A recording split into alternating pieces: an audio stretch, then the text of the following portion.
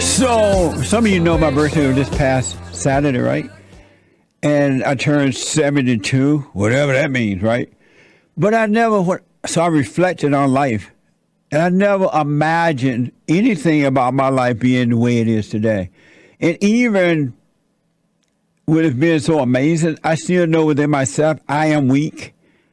In that I know that it's a spiritual battle. And if it wasn't for the help of perfect love, wouldn't survive. I don't know if I'll be here at 72. It's just amazing to see it. I take no credit for my own life. Zero. But I am grateful. But I take no credit for it at all. It's mind-blowing to me. I don't even know if it wasn't happening through me, would I believe it or not. Really. Everything, including my work, everything I'm doing, I had no idea. I had no idea that one day I would start a janitorial service. I knew growing up I wanted to be a businessman. I wanted to have my own business. I didn't think of it as a businessman. But even as a little kid, I knew I wanted my own business. And I know now that that came from my earthly father. Because I don't know of a time when my father didn't have his own business, some sort of a business.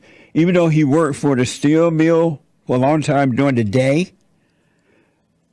he would still have his own business. I remember he started a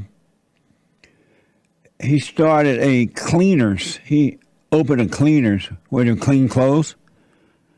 And I would go up to Indiana and I would go to his cleaner, just kind of hang out there with him. He and the workers, my uncles, some of my uncles on his side and cousins. And then when he shut that down, he sold motorcycles, repair and sold new and used motorcycles. And I remember as a kid, he would take me on a ride with him, and it was so amazing to be on the bike with my father.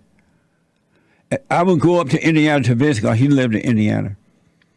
And then after that shut down, he started a contracting company. He would buy buildings and fit them up, repair them, and then he would rent them out in Chicago. It was amazing to see that. And then he became a preacher. I'm like, what the? So that was passed down to me. I believe that's where that came from. Even though I wasn't raised with him, but that was in him, was in me. It was passed on to me because I naturally wanted to have my own business. I've worked for many, many different people, but I always had a really good attitude about it because I wanted to treat someone else's work as though it was my own business. I'm glad that God put that in me. Even when I used to work for hospitals. I worked as a ward clerk. Then I went from there to X-ray department. Then I went from there to managing the radiation therapy department. I became the manager of it. I'm like, what the? And it was all because of my attitude. I just had a given to me by God and passed down by my parents. A great attitude about whatever I did. And there were times when I knew I wasn't being treated fairly, but I was so glad to be working. And then I decided I wanted to make more money, so I went to school to learn to do medical transcribing. That's when the doctor would see a patient, dictate it, put it on tape, and then we had to put the earphones on and transcribe and send it down to the charts. And then from there, I started a janitorial service. And one thing just led to another. Your life could be the same way, folks, but you got to just do what's in front of you. Really.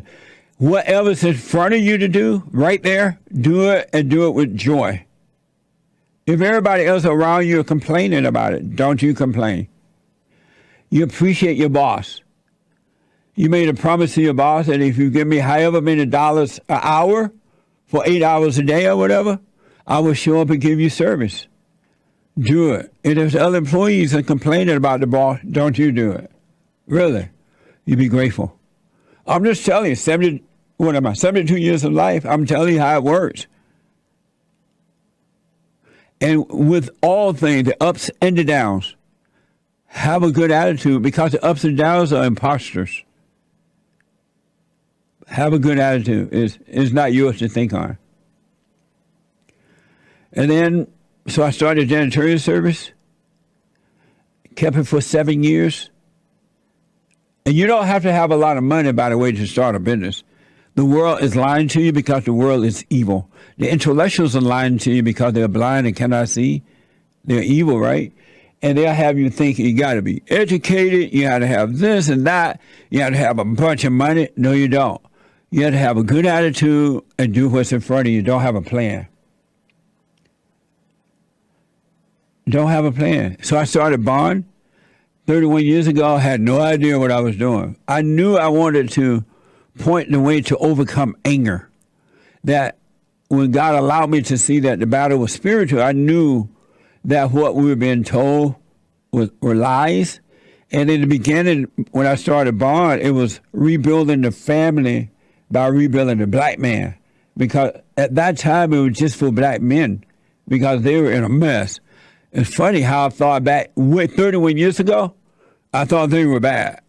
I had no idea. Those were heydays compared to today. But then, so it was rebuilding the family by rebuilding the black man. It's the way we started 31 years ago. But then the principles applied to all of mankind. And so I started hearing from other men, oh, I want to be a part of it. I want to be a part of it. Those things apply to me. So we changed it to rebuilding the family by rebuilding the man, because the battle is a spiritual battle, a warfare between good and evil. And it's just been amazing what's been happening. Excellent counseling service. Men and women are being helped from around the world. I had no idea that one day I'll be counseling with people from around the world, writing books, giving speeches. It just really wasn't my plan. I had no idea. Zero idea. But I'm grateful. And I want to encourage you, just live your life. Look at you. Don't hate you. Don't judge yourself. Don't judge others.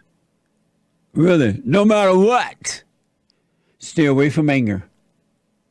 And do all things without anger. Amazing. And don't forget to like, follow, tweet, subscribe, and share the Jesse Lee Peterson radio show, folks. We really appreciate it. We are at war. It is a spiritual battle for the soul of America. And it's going to take all of us to do it.